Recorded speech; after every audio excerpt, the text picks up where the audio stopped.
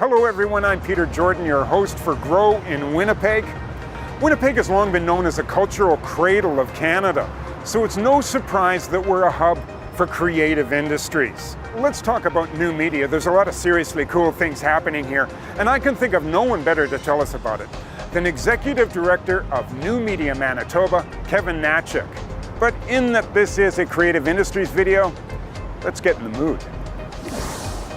Interactive digital media. What's that about? We have some great companies here. I think of groups like IC Group, who is a web app development company focusing on online interactive digital media promotions. You're a mobile app producer. What's the prognosis for Winnipeg? Well, you know what? I love being a mobile app producer here because I can find amazing user experience, user interface, and development studios here that I can employ. And that includes companies like Tactica and Fresh Code, who focus on mobile apps anywhere from the film and television communities all the way through to e-health. And let's not forget about our amazing game development studios here. We have Complex Games, which is a 40-plus person game development studio focusing on the very lucrative market of free-to-play. Fantastic. I think it's time to change the scene. All right. Here we are in Red River College in one of the computer labs.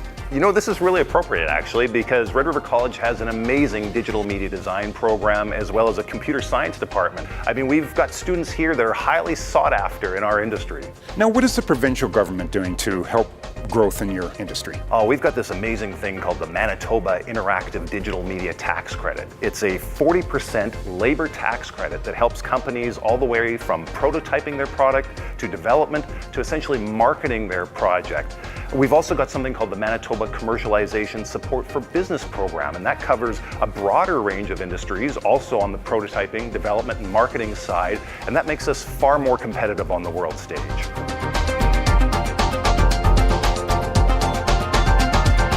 Kevin is right on. Here in Winnipeg, creative ideas thrive because of an established and supportive business climate. We have film and video production, music and sound recording, and wonderful performing arts groups. Now, I know a guy who's got his finger on the pulse of all this sort of stuff. He's Kenny Boyce. He's the manager of film and special events for Winnipeg. So is there a lot going on in film and video production in Winnipeg these days, Kenny? There are internationally trained crews, one of the most amazing tax credits in North America, and the ease and ability to be able to tell your story in city streets. We're busier than ever. So all the big production companies are coming to town? We've had Miramax, we've had Warner Brothers, NBC, CBS. We do movies of the weeks, we do features. When we're not telling our local stories, we're telling international stories. Okay, Kenny, you got 10 seconds. Tell me about some of the movies that were shot here. Philip Seymour Hoffman in the Academy Award-winning film Capote, shot here in Winnipeg. Jennifer Lopez, Richard Gere, and Susan Sarandon from Shall We Dance. We have Winnipeg's own Guy Maddin in the internationally acclaimed My Winnipeg. Different category, music, go. Neil Young's from Winnipeg, Backman Turner Overdrive, Burton Cummings, Crash Test Dummies, a guy named Rocky Roulette. You might have heard of him. I never heard of that guy, but the rest are pretty good.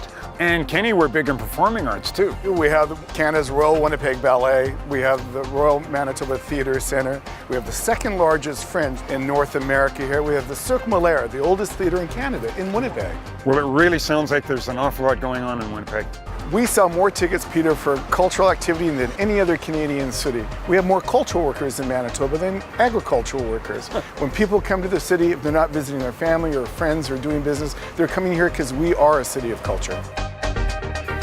Well, we've covered a lot of ground so far, but there's lots more to come. We have the longest running, largest multicultural festival in the world, Folklorama. You want museums? We have the Manitoba Museum and over 35 other museums. It's all right here in an absolutely beautiful environment.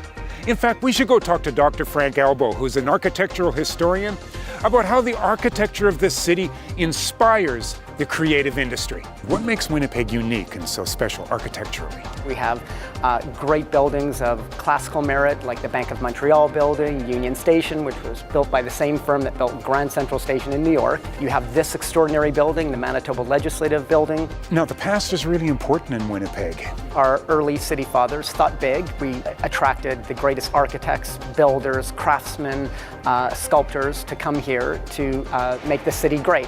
How about an example of the modernist style? The Canadian Museum for Human Rights.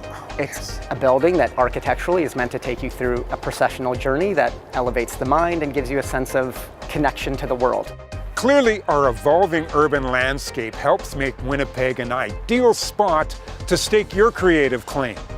So come get creative, get centered, go flat out, right here in Winnipeg, a place where, more than ever, the world is taking notice. That's a wrap. Let's pack it up. Okay, well, time to get back to reality. Hey, what's going on? That worked this morning, huh? There we go. See you later.